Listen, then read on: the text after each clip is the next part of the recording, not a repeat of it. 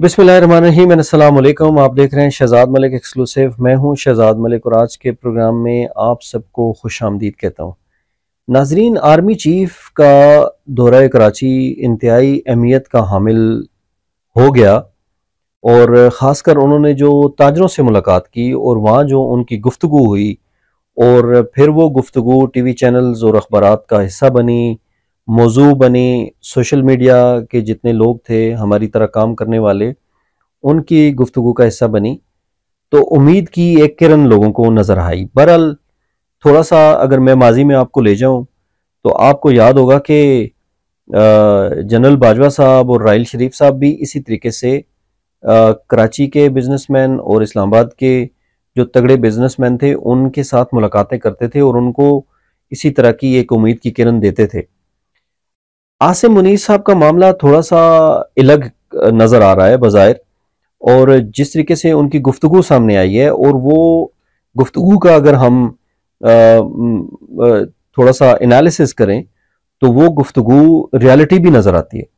जैसा कि उन्होंने कहा कि जी कोई भी पाकिस्तान की जो सियासी पार्टी है वो सियासी पार्टी पाकिस्तान से मुखलिस नहीं है, और साथ ही उन्होंने सिंध का खासकर जिक्र किया और सिंध के उन्होंने बहुत सारे जो सियासतदान हैं उनका जिक्र किया और उन्होंने कहा कि जी कल तक ये मोटरसाइकिल्स पे आते थे और आज इनके पास बंगले, गाड़ियां और बहुत बड़ी तादाद में इनके पास पैसा आ गया। ये कैसे आ गया ये हम जान रहे हैं और हम देख रहे हैं।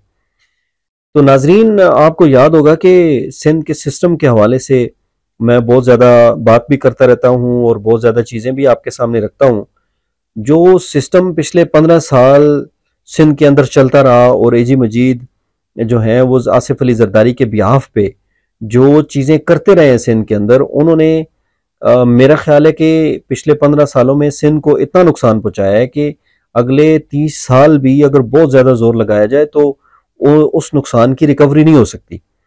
और जिस तरीके से इस सिस्टम ने जरदारी साहब के जो वज़रा थे, उनकी जो करप्ट पार्टी थी और जिस तरीके से एजी मजीद निज़ाम को चला रहे थे, उनके कारिंदे निज़ाम को चला रहे थे, उस तरीके से तो अल-अमान अल-हफीज़, जिस तरीके से लोगों की ज़मीनों पे कब्जा किए गए, जिस तरीके से सरकार की ज़मीन के कागजात में रद्दोबदल करके उनको बेचा गया बिल्डर्स के ऊपर, और उसकी पिछले 15 सालों से पहले कोई नज़ीर नहीं मिलती, कोई मिसाल नहीं मिलती। तो चीफ ऑफ स्टाफ का कहना जो है वो देर आयो दुरुस्त आयो, लेकिन साथ साथ उनके ये जो बयान है उसके ऊपर खदशात भी बहुत हैं। जैसे खदशात क्या हैं? खदशात ये हैं कि पता तो सबको है कि कौन क्या है, कौन क्या था, कौन क्या हो गया, बल्कि ऐसे वैसे कैसे कैसे हो गए और कैसे कैसे ऐसे वैसे हो गए, ऐसे लगता है कि ये शेर जो है वो सिंध के ही जो मामलात हैं उनके ऊपर ही लिखा गया था। लेकिन खदशात क्या हैं? खदशात ये हैं कि सिंध के अंदर 100 से ज़ायद लोगों को, जिसमें ब्यूरोक्रेट्स थे, पुलिस अफसरान थे, सियासतदान थे और कुछ सिस्टम के लोग थे, उनको ईसीएल पे डाला गया या स्टॉप वॉच लिस्ट जो है एफआईए की उस पे डाला गया।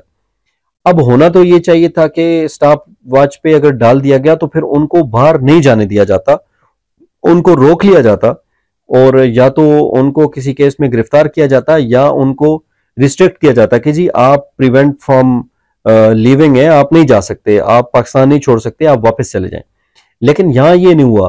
कुछ नाम मैं आपके सामने रखना चाहता हूं जिनके नाम ईसीएल पे थे और वो पाकिस्तान से फ्लाई करने में कामयाब रहे। अब फिदा जामरी थे एसएसपी किमाड़ी, वो स्मगलिंग में और खासकर पान और गुटखा की जो स्मगलिंग थी, छालिया की जो स्मगलिंग थी, उसमें मुलविस थे और इस वक्त मुल्क से बाहर हैं। नाम उनका भी ईसीएल पे है, स्टॉप वॉच में लिस्ट में है, लेकिन वो भी इस वक्त मुल्क से बाहर है। आप देखें कि नासिर शाह का और जो शर्जील मेमन है उनके ऊपर भी बड़ा कंडक्ट है। जो एजेंसीज हैं हमारी और जो बाकी लोग हैं वो इस बात पे बिल्कुल मुतफिक नजर आते हैं कि इन्होंने बहुत ज्यादा पैसा बनाया और ये सिस्टम का हिस्सा थे।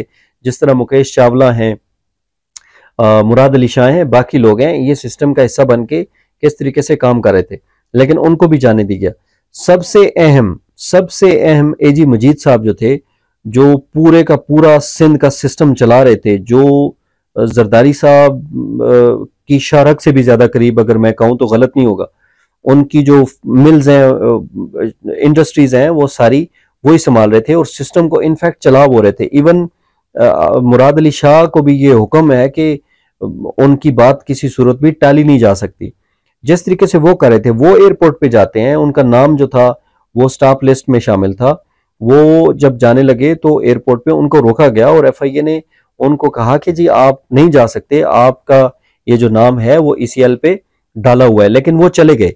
इसके बावजूद उनको रोक के कुछ जिन लोगों के हवाले किया गया, फिर उनको इस्लामाबाद से कॉल गई तो उनको जाने दिया गया। उसके बाद वो पाकिस्तान वापस आए, 4 दिन रहने के बाद वो फिर वापस दुबई चले गए और इस वक्त भी उनका नाम तो स्टाफ लिस्ट में है, लेकिन वो इस दौरान आए भी हैं और गए भी हैं। तो मेरा कहने का मकसद ये है कि जो खदशात हैं, जो मैं खदशात की बात कर रहा था, खदशात ये हैं कि चीफ ऑफ स्टाफ बाजवा साहब की तरफ से भी इसी तरह की स्टेटमेंट आई थी, जो आसिम मुनीर साहब की तरफ से आ रही हैं और उससे पहले राहिल शरीफ साहब की तरफ से भी आई थी। लेकिन हमने ये देखा है कि ये मामला बहुत जल्दी सेटल हो जाता है और माफिया तलाफियां मिल जाती हैं पॉलिटिकल सेटलमेंट के साथ ही। तो आसिम मुनीर साहब से हमें बहुत तवक्कुआत हैं, लेकिन साथ खदशात ये हैं कि जिस तरीके से एजी मजीद साहब को ट्रीट किया गया या 2-4 और लोगों को ट्रीट किया गया, अगर ये बातें इसी तरह हुई हैं तो फिर ये बातें ही हैं, इनसे आगे कोई हम तवक्कुआत ज्यादा ना रखें तो ज्यादा बेहतर रहेगा। लेकिन अगर वो सीरियस हैं तो फिर सिंध के अंदर जितनी ज्यादतियां 15 सालों के अंदर हुई हैं, जो लूट मार हुई है, खरबों रुपए की लूट मार हुई है, वो उसकी रिकवरी भी होनी चाहिए। लेकिन मुझे ज्यादा उम्मीद नहीं है, क्योंकि जिस तरीके से एजी मजीद साहब को ट्रीट किया गया है उससे लग ये रहा है कि इस वक्त आसिम मुनीर साहब के नीचे 2 ग्रुप हैं। एक ग्रुप जो है वो है जो आसिम मुनीर साहब के साथ बहुत ज्यादा लॉयल है और वो अपना काम कर रहा है, उसको स्टाफ वॉच लिस्ट में भी बना डाल रहा है और बाकी जो इन्वेस्टिगेशंस हैं उनके खिलाफ जो तहकीकात हैं वो कर रहे हैं। लेकिन दूसरा ग्रुप जो है, शायद वो एजी और आसिफ जरदारी साहब के साथ लायल है और वो अपने तरीके से काम कर रहा है और वही इनको उड़ने की भी, पाकिस्तान से बाहर जाने की भी इजाजत दे रहा है। तो मेरा ये ख्याल है कि आसिम मुनीर साहब को थोड़ा सा चेक इस मामले पे रखना चाहिए और अगर उन्होंने ये फैसला कर लिया है तो पीएनआईएल में लोगों को स्टाफ लिस्ट में डाल दिया है, तो फिर वो वाकई जान पाकिस्तान से कोई जा ना पाए, ये उनको इंश्योर करना चाहिए। मेरी ये तजवीज़ थी। अपना ख्याल रखिएगा। खुदा हाफिज़।